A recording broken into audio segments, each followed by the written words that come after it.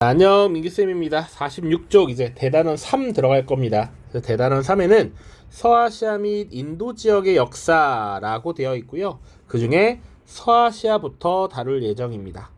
그러면 서아시아가 어딘지, 서아시아는 어떤 특징을 갖고 있는지를 먼저 파악하고 구체적으로 들어가는 게 좋을 것 같아서 서아시아 역사 틀잡기라고 해놨습니다. 자, 그리고 이 서아시아 지역의 가장 특징적인 생활 양식이랄까요? 그런 것들을 보자면 이슬람교의 영향을 많이 받는 이슬람 세계다 라는 것입니다. 자, 그래서 살펴보기 전에 일단 지도를 보고 기본적인 이 서아시아 지역의 특징을 정리해 보겠습니다. 자, 여기 잘 표현이 되어 있는데요. 지금 우리가 흔히 얘기하는 서아시아는 여기 아라비아 반도와 아나톨리아 반도, 이란 지역까지 이렇게 넓게 묶어서 얘기를 합니다. 이걸 묶어서 보통 서아시아 이렇게 표현하고요. 아시아 중에서 서쪽에 위치해 있다라는 것이죠. 자, 그리고 이 위쪽 여기 서아시아의 동북쪽 지역, 이 지역을 보통 중앙아시아 이렇게 얘기하죠. 자, 요런 정도 보시면 되고요. 이쪽으로 이제 넘어가면 여기 인도가 있고 아예 뭐 동아시아, 중국, 몽골 이렇게 연결이 될 겁니다. 자, 그래서 일단 이렇게 보시면 되는데, 그러면 이 서아시아의 특징은 뭐냐? 지도에도 다 표시를 해놨습니다. 세계 대륙의 중간 지점이다 라고 볼 수 있죠. 오른쪽으로는 아시아, 인도와 동아시아 지역으로 뻗게 되고요. 서쪽으로는, 남쪽으로는 아프리카, 북쪽으로는 유럽과 이어지고 있습니다. 자, 그리고 또 조금만 더 보자면 여기 흑해 아래에 있는 이 지역을 보통 우리가 아나톨리아 반도라고 얘기하고, 오늘날의 튀르키예라는 국가가 있죠. 터키라고 불렀던 튀르키예 기억을 해주시면 좋고요. 오늘날이 지금 분쟁이 벌어지고 있는 지역, 이스라엘 하마스 전쟁이 일어나고 있죠. 여기입니다. 자, 그리고 메소포타미아 문명의 발원지, 오늘날 이라크 여기 있고요. 그 오른쪽에 크게 이란 있고요. 그리고 아라비아 반도의 대부분을 차지하고 있는 사우디아라비아라는 나라도 알고 계시면 좋겠죠. 자, 요 정도는 기본으로 깔고 가자라는 겁니다. 자, 그래서 이 서아시아는 기본적으로 세계 대륙의 중간 지점에 있기 때문에 교통의 요충지이고, 그리고 동서교육의 중심지다라는 것이죠. 자, 그러다 보니까 자연스럽게 정치적 변동이 많습니다. 이거 우리 또 기억해야 되는 게 뭐냐면, 이 지역 메소포타미아 문명을 다룰 때 이 지역의 특징, 두 강 사이에 끼인 이 지역의 특징이 뭐냐라고 했을 때 이집트와 비교하면 개방적 지형이다 라고 얘기를 했었습니다. 자, 그래서 외부의 침략에 의한 정치 변동이 굉장히 많았다 라고 얘기했어요. 그래서 처음에 수메르인이 국가를 만들었다, 아카드인의 침략을 받았고 아모르인이 들어왔다, 이런 얘기들을 쭉 다뤘었습니다. 그거 좀 기억해 두십시오. 정치 변동이 잦았다. 자, 그래서 이슬람 세계를 공부할 때 중요하게 파악해야 되는 포인트가 뭐냐 라고 하면 선생님이 이걸 강조하고 싶어요.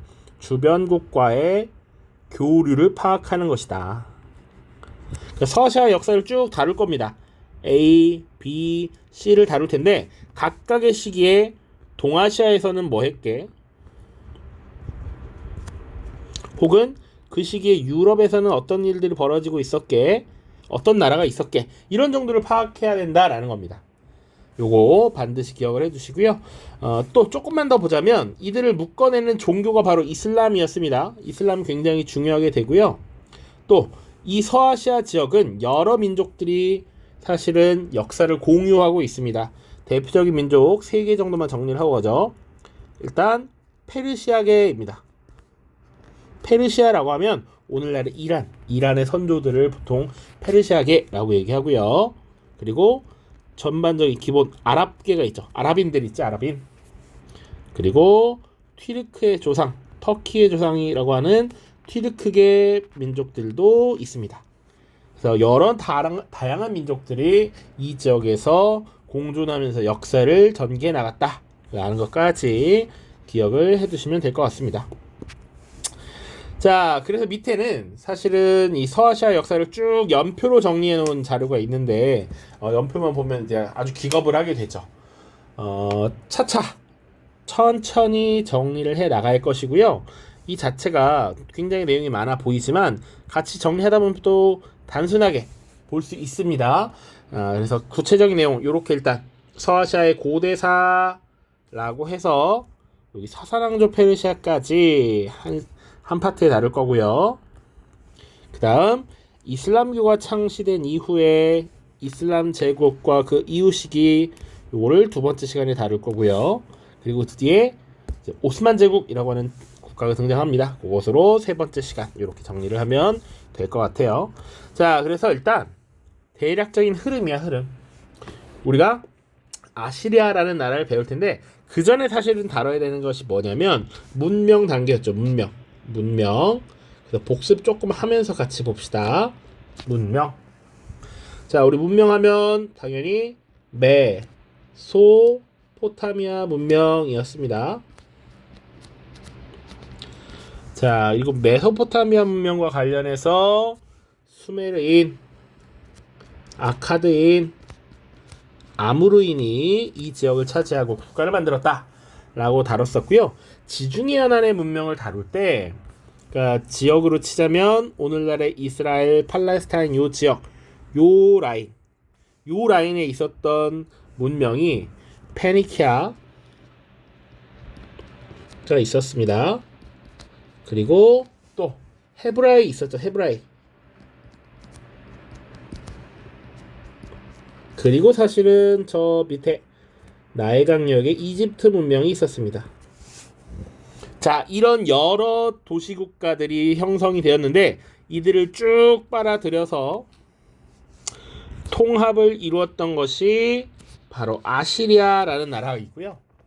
그것이 기원전 7세기였습니다. 그러나 이 아시리아는 강압적인 통치 방식을 펼침으로써 오래 지속되지 못하고 다시 분열하게 돼. 리디아, 메디아, 신바빌로니아, 이집트 같은 나라로 분열이 됩니다. 이것을 다시 통합했던 것이 아케메네스 왕조 페르시아고요. 그리고 이 유럽에서 넘어온 알렉산드로스에 의해서 이 서아시아 세계가 통합되었던 적이 일시적으로 있습니다. 자, 그러다가 이 알렉산드로스 제국이 무너지고 파르티아로 다시 이어지게 되는 것이고요. 그 뒤에 뭐 사사왕조 페르시아 그리고 이슬람의 출현에 따라 이슬람 제국이 이런 변천을 겪게 됩니다. 자, 그래서 요걸 지금 다 다루는 건 당연히 아니고요. 이번에 보면 이슬람교가 그러면 어떤 영향을 미쳤느냐 이거 반드시 기억해야 된다라는 얘기지. 이슬람교의 발전 및 팽창입니다. 7세기경 무함마드라고 하는 인물에 의해서 창시가 되었고 이 이슬람교는 기본적으로 알라를 유일신으로 숭배하고 그리고 신 앞에 모두 알라 앞에 모두 평등하다라는 것을 강조하죠. 그래서 초기에 서아시아, 중앙아시아, 북부아프리카 지역에 널리 확산되고 영향력을 끼쳤던 것이 이슬람교이다. 그래서 오늘날의 세계 지도를 쫙 봤을 때 이슬람 국가들이 굉장히 많이 있습니다. 그러니까 지금 북부아프리카, 알제리나 모리타니도 그렇고요. 튀니지도 마찬가지고 서아시아의 터키, 동남아시아의 말레이시아, 여기 빠졌지만 인도네시아, 파키스탄, 우즈베키스탄 다 이슬람 국가예요. 이슬람교가 주가 되는 국가입니다. 자, 기본적으로 보면 국기에 다 초승달과 별이 있죠. 여기 이슬람교를 상징하는 것입니다. 이것은 당시 무함마드가 신의 계시를 받을 때 초승달과 별이 떠 있었다라는 걸 상징하는 거야. 그래서 이슬람교의 상징입니다. 뭐 이들이 달과 별을 숭배하는 것은 아니지만 이것이 이슬람교를 상징하는 시그니처가 되었다 정도로 보시면 돼요. 그래서 대략 서아시아의 기본적인 틀을 본 겁니다.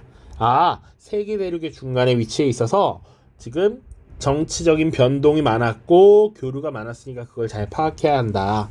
자, 그리고 이 지역에 이슬람교가 큰 영향을 끼쳤구나 정도 보시면 되고요. 이제 본격적으로 내용으로 들어가겠습니다. 자, 47페이지 보시면 이제 첫 번째 서아시아의 여러 제국이라고 되어 있습니다. 서아시아의 여러 제국, 여러 국가가 이 당시에 등장했다라는 것이고요. 어떤 국가들이 있었는지 잘 기억해야겠죠. 자, 여러 제국이 등장했던 특징은 이유는 이미 다뤘지만 개방적 지형을 갖고 있었다라는 게 하나의 특징이었죠. 개방적 지형. 그래서 정치 변동이 굉장히 많았다라는 것. 또 봐야 되는 건 뭡니까? 기본적으로 유럽과 아프리카, 아시아를 연결하고 있는 것이었다라는 거지. 그리고 그러다 보니 교역로가 발달했고 중개무역으로 크게 부를 축적하고 성장할 수 있었다라는 것입니다. 이런 것들에 포커스를 두고 살펴보면 되겠습니다. 자, 그래서 연표를 보시면 이건 뭐 연도, 세기를 꼭 외워야 되는 건 아니지만 나라의 순서 정도는 꼭 알고 계셔야 된다. 이미 얘기했어요. 기원전 7세기에 여러 문명들, 여러 도시국가들이 나타났는데 이것을 최초로 통일했던 것이 아시리아라는 나라고요. 그 아시리아가 무너지고 나서 아시리아 제국의 옛 땅에 각각의 국가들이 등장합니다. 리디아, 메디아, 신바빌로니아, 이집트가 등장하고요. 이것을 다시 통합했던 게 페르시아인데 이 페르시아라는 국가를 만들었던 가문이 아케메네스 가문이었어. 그래서 보통 아케메네스 왕조 페르시아라고 얘기합니다.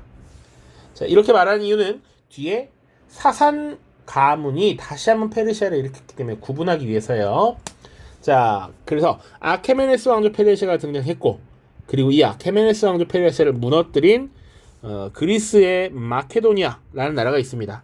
이 마케도니아의 왕이 알렉산드로스였는데 이때 엄청난 대제국을 건설했기 때문에 알렉산드로스 제국이라고 부르고 이 알렉산드로스 제국이 무너지고 나서 유럽의 옛 땅은 로마 제국이 가져가고요. 이 서아시아 지역에는 파르티아라는 나라가 들어섭니다. 그래서 우리 파르티아라는 나라 한번 또 볼 거고 이 파르티아를 무너뜨리고서 다시 한번 페르시아의 영광을 일으키자라고 했던 게 사사왕조 페르시아입니다. 요 순서입니다. 자, 그래서 첫 번째 아시리아와 아케메네스 왕조 페르시아부터 보죠. 자, 심플합니다. 자, 조금 더 봐야 되는 건 중요한 것 중에 하나는 수도입니다. 수도.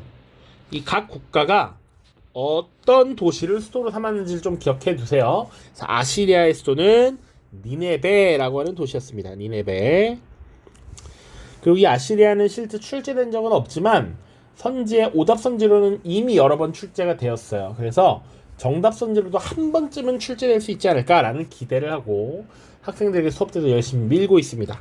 아시리아부터 보죠. 수도 니네베였고요. 서아시아 지역을 최초로 통일했습니다. 또 최초라고 하면 중요하잖아, 그치? 그러면 최초로 통일할 수 있었던 그 근본적인 힘은 무엇이냐? 강력한 기마전술이야. 그리고 강력한 철제 무기가 있었고 전차를 활용한 전술 능력이 뛰어났다는 것이죠. 이것이 아시리아라는 나라를 빠르게 최초로 통일시킬 수 있었던 힘이었다. 자, 이렇게 통일제국을 구성한 아시리아는 중앙집권 체제를 구축하기 위해 노력합니다. 정복지에 총독을 파견해서 왕의 대리인으로서 그 지역을 다스리게 하고요. 그리고 항상 나오는 선지가 요겁니다. 수도 니네베에 왕립도서관을 건설하였다.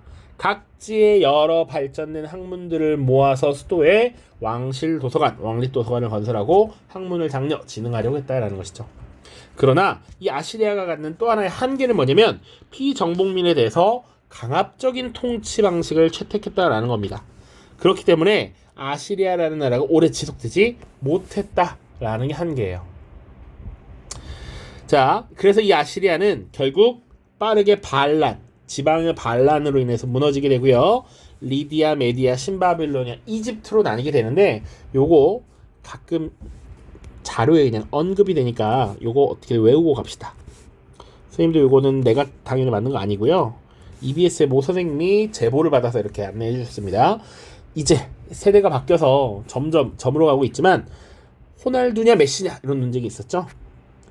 근데 선생님은 메시가 더 우수하다고 생각합니다.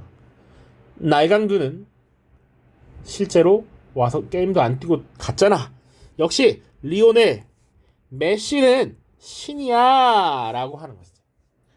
아시리아가 무너지고 나서 리디아, 메디아, 신바빌로니아, 이집트 이렇게 이어졌다. 자, 그런데 이들을 무너뜨리고 다시 서아시아 세계를 통일했던 것이 아케메네스 왕조 페르시아입니다. 수도는 수사라고 하는 곳이었고요. 분명히 얘기했지만 뒤에도 페르시아라는 국가가 한 번 더 등장하기 때문에 이 페르시아라는 나라를 만든 가문의 이름으로 구분을 합니다. 아케메네스 왕조 페르시아 쓰기 너무 길기 때문에 선생님 보통 이제 문제를 풀거나 할 때 빠르게 AP, 사산 왕조 페르시아는 SP 이렇게 구분을 할 겁니다. 자, 이 아케메네스 왕조 페르시아와 관련돼서 봐야 되는 것들은 조금 더 내용이 많습니다. 서아시아 지역을 다시 통일했던 것이 키루스 2세라고 하는 인물이 있고요. 자, 이 키루스 2세는 통일한 이후에 피정복민을 어떻게 통치할 것인지 자신의 생각을 정리한 키루스 원통이라는 것을 남겼습니다. 이 원통의 비문이 있는데 아시리아와 대비되는 아케메네스 왕조 페르시아의 통치 방식이 담겨 있습니다. 자, 그래서 밑에 자료 플러스 1번부터 먼저 볼게요. 통치 방식 비교. 자, 아시리아의 통치 방식 보면 당시 아시리아의 왕이 엘람 왕국을 정복하고 생긴 문자판이라고 되어 있습니다. 세 번째 줄 보면 나는 수사의 지구라트를 부셔버렸고 엘람의 사원을 파멸로 몰아넣었다. 나는 그들의 신과 여신들을 바람에 날려버렸고 그들의 조상과 옛 왕의 무덤을 짓밟았고 뭐 이런 얘기들 나와. 내가 정복한 자들의 그런 전통 문화 관습을 다 파괴해버렸다라는 게 드러나죠. 자, 근데 오른쪽에 아케메네스 왕조 페르시아의 사례를 보면 나 키루스 2세는 수메르와 아카드의 영토를 위협하지 않을 것이고 백성들과 그들의 신전을 보존할 것이고 너희들의 전통과 종교를 존중할 거야. 나는 결코 전쟁으로 통치하지 않을 것이고 억압하고 차별해서도 안 되고 남의 재산을 빼앗아서도 안 되고 쭉쭉쭉 이런 모습이 나타나고 있다는 것이죠. 자, 그래서 아시리아와 아케메네스 왕조 페르시아의 통치 방식 일단 차이점은 분명하게 드러나는 게 보입니까? 자, 우선 공통점은요. 어떤 것들이 있냐면 그 정복지에 총독을 파견했다라는 것이죠. 왕의 대리인으로서 총독을 파견했다. 그래서 그 정복지를 직접 지배했다라는 것. 요게 기본적으로 동일합니다. 아케메네스 페르시아를 다 정리하지는 않았어요. 자, 근데 차이점은 뭡니까? 명확하다라고 했어. 아시리아는 굉장히 피정복민에 대한 정복당한 사람들에 대한 강압적 통치 있었다라고 얘기했죠.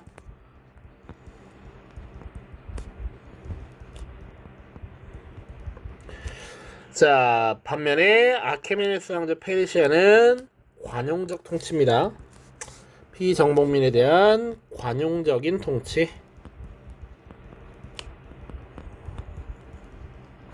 이렇게 보시면 되겠습니다. 자, 아케메네스 왕조 페르시아 마저 보죠.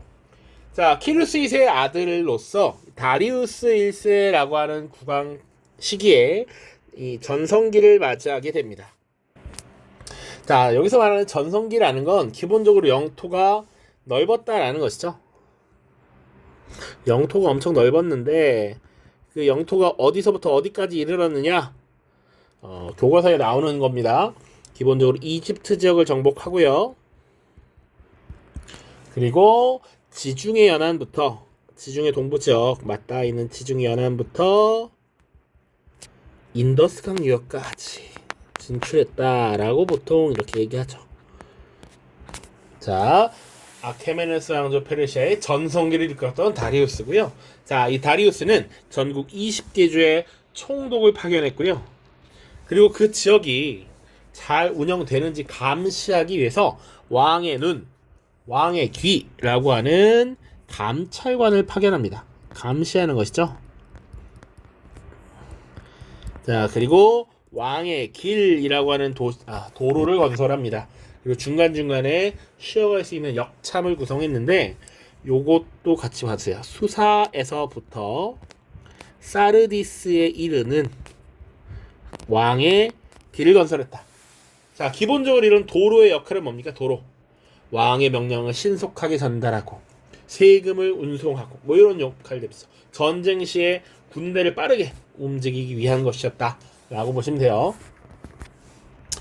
자, 그리고 또 중요한 건 피정복민에 대한 관용적인 통치를 펼쳤다 라는 것, 아시리아와 대비되는 지점입니다.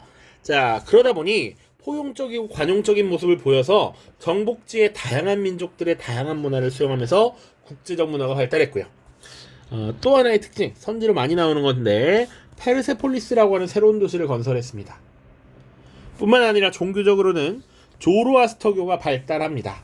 그럼 이 조로아스터교가 뭐냐라고 또 봐야겠죠. 자료를 넣어놨던가. 조로아스터교는 왼쪽에 있는 설명이에요. 48페이지에 자료 설명 보시면 기본적으로 불을 숭배한다 라는 것이죠.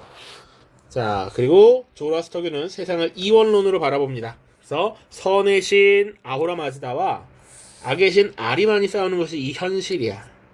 자, 그래서 인간은 선의 신 아후라 마즈다의 은혜를 입어서 최후의 심판을 통해 천국으로 갈 수 있다라는 것. 그리고 천국과 지옥, 죽은 자의 부활, 최후의 심판, 이런 것들은 유대교, 크리스트교, 이슬람교에도 많은 영향을 미치게 되죠. 자, 요런 게 조로아스터교의 특징입니다. 다시 한번 위에 쓰면서 정리를 해보죠. 조로아스터교, 이 종교는 어떤 특징을 갖고 있냐면 우리가 살고 있는 이 현실 세계를 선의 신인 아후라 마즈다와 악의 신인 아리만이 대결하는 장소로 보았고, 이 선의 신 아후라 마즈다의 축복을 받아서 우리가 최후의 심판을 통해서 천국 혹은 지옥에 갈 수 있다라는 것이지. 천국과 지옥으로 나누는 사상 교리를 갖고 있다. 자, 그리고 이들은 기본적으로 불을 숭배하는 것이 특징입니다. 그래서 배화교라고도 부릅니다. 조로아스터교가 발달했다. 이 발달에도 포인트를 주세요. 왜냐? 사사왕조 페르시아 때는 이 조로아스터교를 국교화합니다. 그런 또 구분이 필요합니다. 자, 또 중요한 건 이제 유럽사와 관련해서 또 다룰 텐데, 이 그리스 페르시아 전쟁에서 패배했다라는 것이죠. 자, 이 아케메네스 왕조 페르시아는 이 강력한 국력을 바탕으로 유럽의 그리스에도 진출해서 그쪽을 정복하고자 시도했습니다. 자, 그러나 패배했다라는 거야.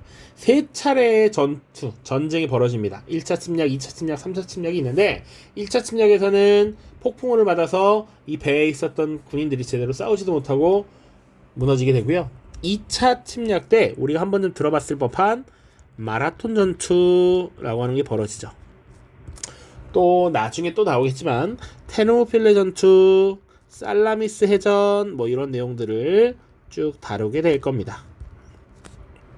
자, 아무튼 세 차례 침략했으나 그리스를 정복하는 데 실패해서 국력이 쇠하게 되었고, 그리고 국력이 약해지니까 지방 총독들이 반란을 일으키면서 힘이 더욱 빠지게 되었습니다. 이때 그리스 세계를 통합한 약 100여 년 뒤야, 약 150여 년 뒤인데 그리스 세계를 통합한 알렉산드로스의 침공을 받아서 멸망하게 됩니다.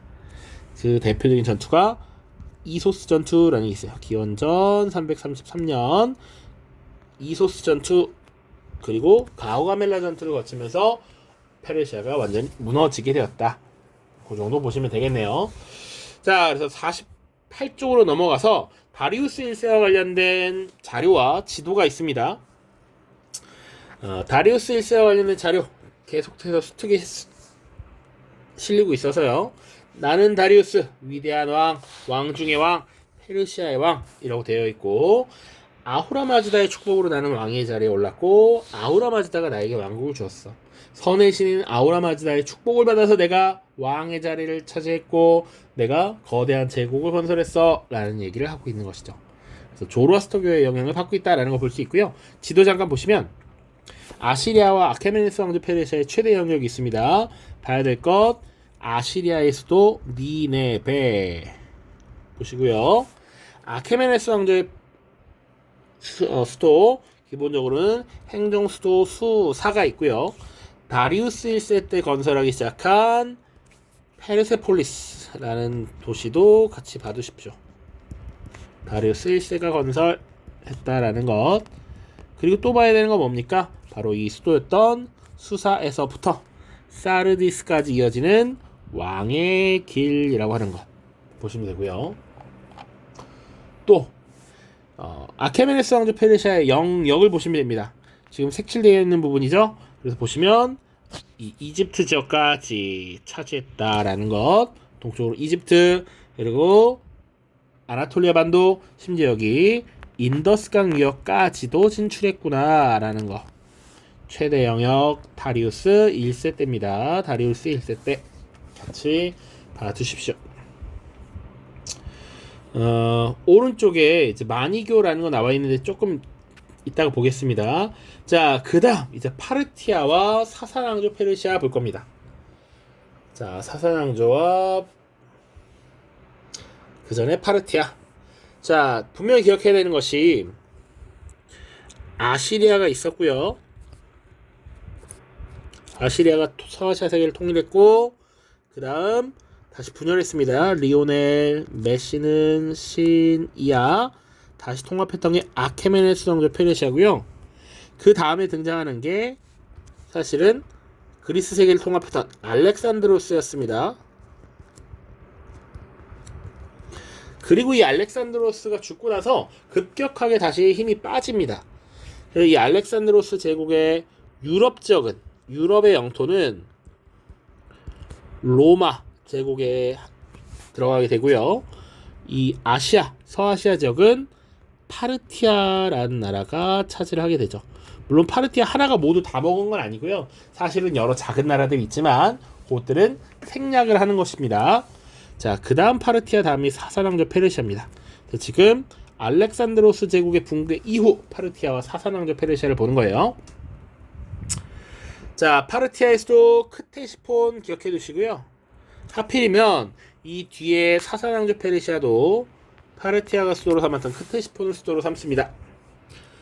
자, 가장 많이 나오는 선지 중에 하나인데요. 특징, 이란계 민족이 건국했다 라는 것.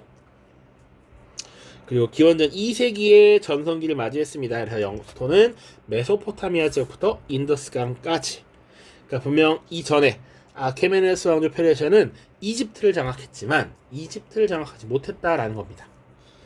자, 또 하나의 특징, 동서무역로를 장악해서 중개무역으로 번성했는데 당시 세계는 어떠했는가? 유럽에는 로마가 있었고 인도 그리고 중국의 한나라와 교역을 했다. 잘 봐주시고요. 중간에 끼어있다 보니 로마, 인도와의 전쟁을 지속적으로 벌이게 되면서 쇠퇴합니다. 특히 유럽사와 연결되는 부분이 하나가 더 있어서 필기를 하자면 당시 로마는 공화정식이었습니다. 그래서 기원전 1세기 로마의 정치 지도자 중에 한 명이었던 크라수스가 이끄는 군대와 전쟁을 벌이게 됩니다. 자, 이때 크라수스가 사실상 이제 곧 죽음을 맞이하게 돼요. 자, 그러다가 결과적으로는 사사왕조 페르시아에 의해 멸망되었다. 그래서 파르티아가 몇 번 출제가 됐는데 선지로 나오는 건 이란계 민족이 건국하였다, 중개무역으로 번성했다, 사사왕조 페르시아에 멸망하였다 이렇게 나오고요. 중국 사서에 이 파르티아가 나옵니다. 그러니까 분명 중국 한나라와 교류를 했기 때문에 이 파르티아에 대한 기록이 있는데 파르티아를 어떻게 표현했냐면 안식국이다 라고 표현해요. 이런 표현이 나오면 아, 이거 파르티아구나 정도 같이 보시면 될 것 같습니다. 자, 그래서 파르티아의 최대 영역 보시면 선으로 그어져 있죠. 그래서 지금 이 아프리카 지역은 없습니다. 이집트 지역은 없고 메소포타미아 지역부터 인더스강 지역까지 라고 보시면 돼요. 자, 사사왕조 페르시아 보시죠. 사사왕조 다시 한번 페르시아의 부흥을 이끌겠다라고 해서 사산 가문이 국가를 재건했습니다. 수도 크테시폰이었고요. 아케메네스 왕조 페르시아의 부흥을 내걸고 건국을 했고요. 그리고 파르티아를 정복하고 크테시폰을 수도로 삼았습니다. 자, 사사왕조 페르시아는 메소포타미아부터 인더스강에 이르는 대제국을 건설했다라고 되어 있어요. 자, 보시면 역시 같아. 진학의 색수는 여기가 끝이란 말이에요. 왜냐? 당시 이제 유럽에는 로마 제국의 후신이라고 할 수 있는 비잔티움 제국이 동로마 지역을 다스리고 있었고, 이집트 지역도 로마 제국 하에 있었기 때문에 그렇습니다. 자, 그래서 메소포타미아와 인더스 강에 이르는 대제국을 건설했다. 자, 그런데 이 대제국은 이슬람 세력, 이슬람 제국의 침략을 받아서 무너지게 돼요. 자, 요것도 잘 기억해 두셔야 됩니다. 당시 이슬람은 무함마드라고 하는 인물이 이슬람교를 만들고, 그 뒤에 선출에 의해서 뽑힌 지도자를 칼리프라고 합니다. 그 정통성을 가진 칼리프들이 다스리는 이슬람 제국, 그때를 정통 칼리프 시대라고 하는데, 이 시기 이슬람 제국의 침략을 받아서 멸망했다라고 하는 것. 자, 물론 지금 보면 대제국 건설했다 바로 멸망하는데, 하나 봐두실 게 에데사 전투라고 또 있습니다. 사실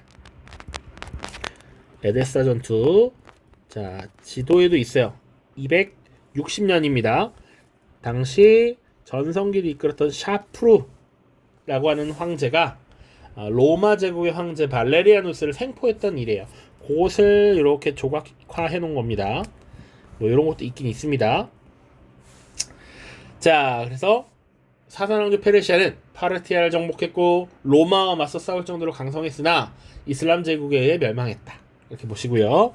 문화 보시면 조로아스터교를 국교화했다라는 것 반드시 기억을 해두시고, 그리고 이 조로아스터교의 교리가 국교화되면서 더욱더 강력하게 확립이 됩니다. 그 경전으로 아베스타라고 하는 것을 편찬하고요.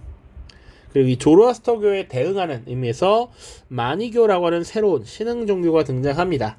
이 마니교는 기존의 조로아스터교, 그리고 크리스트교, 불교, 여러 종교의 장점들을 결합해서 만든 종교라고 보시면 됩니다. 사산왕조 페르시아까지 지금 살펴봤고요. 밑에 내용 보시면 뭐 파르티아가 어떻게 무너졌는지 읽어보시면 될 것 같고, 사사랑조 페르시아가 얼마나 잘 나갔는지 이것도 그냥 가볍게 보시면 되겠습니다. 자, 그래서 내용은 이렇게 32분 정도 살펴봤는데요. 문제풀이에서 만나도록 하겠습니다. 고생했습니다. 안녕.